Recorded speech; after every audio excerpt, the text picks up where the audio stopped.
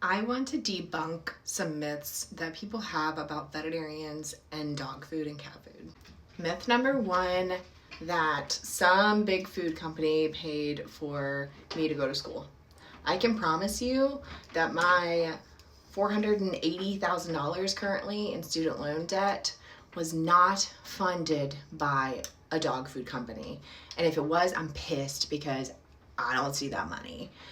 I got money from the government, just like everybody else, to go to school. The most that these big food companies did was give me some pizza periodically as a broke student, and also let us get a free bag of dog food every month. So yeah, all of like $50. And I'm gonna be honest with you guys, I can make about $1,000 to $1,500 per shift that I work as a vet. So that's not going to be the thing that makes me sell out, I promise. Myth number two is that we don't actually get any training in nutrition as a veterinarian. This one just makes me really ragey. So yes, we have one nutrition course. We also go through a clinical rotation in nutrition. And I don't know that you guys quite understand, nutrition is not just nutrition course. Nutrition, as we know now, can be related to things like dementia, to liver disease, to dental health, to heart health, to literally everything. So when we say that we are trained in nutrition, it's way beyond nutrition courses on the guidelines. To get into vet school, had to take anatomy and physiology. Then in vet school, we took microbiology, physiology ×2, anatomy ×2, endocrinology, pathology, let's see, alimentary is another one. Literally everything is correlated to overall nutrition, because if we don't have good nutrition, we're gonna get a lot of defects with the body. So I promise we are fully versed and have lots of training in the things that make the body move and nutrition's ability to affect that. Myth number three, we only recommend certain dog food brands.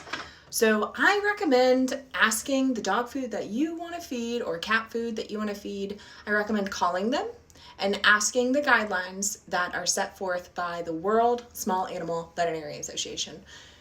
I can't really see how you can negate a world society, but if you don't believe them, then I guess you just don't believe any vets, and that's up to you. That's self-decision. But there is a society, they put together a list, and those are the questions that you need to ask. Essentially, it talks about, do they have a boarded nutritionist? Do they do food trials? What do they do quality control wise before and after their food? Things like that.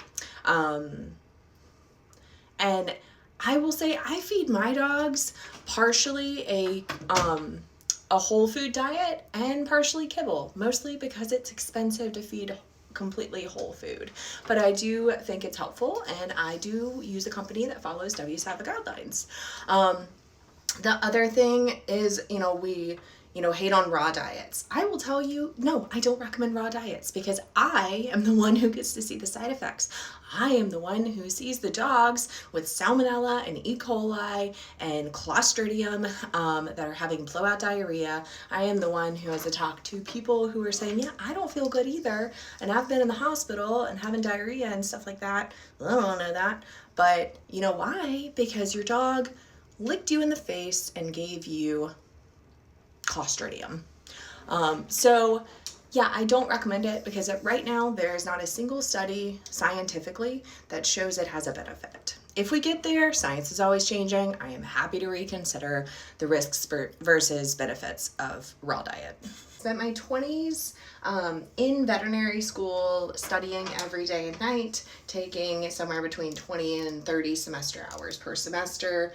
I basically lost that time of my life in school, was unable to do really anything else, because I love animals, and I am not going to be able to say that I sell out for some dog food company after I spent 10 years of my life basically trying to get into this profession. It's not why we did it. We did it because we're bleeding hearts, and that's why our suicide rate is 4 times as high as the general public.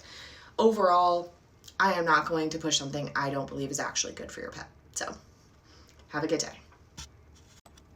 If you made it this far, thank you. If you are going to troll and be very angry and mad, I'm probably going to block you. If you are going to have a good conversation with me, then we can have that.